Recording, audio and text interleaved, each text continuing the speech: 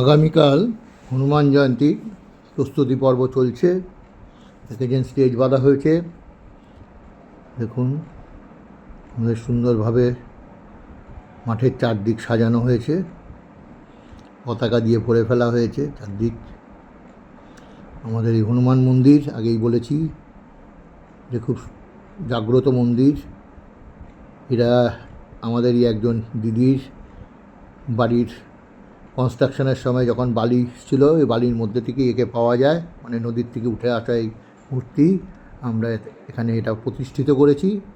কালকে 11টার থেকে পুজো যজ্ঞ সব চলবে এবং বিকালের দিকে গীতা পাঠ, হনুমান চল্লিশা পাঠ ইত্যাদি, এবং গ্রামের গান বাজনা এসব নিয়ে আমাদের অনুষ্ঠান থাকবে। আপনাদের আমন্ত্রণ রইল, আপনারা অবশ্যই আসবেন। ঠিক মিউনিসিপ্যালিটির অপোজিটে হরির চায়ের দোকানের গলি দিয়ে একটু ঢুকি, রিক্সা স্ট্যান্ডের ডান হাতে তাকালে আপনারা দেখতে পাবেন।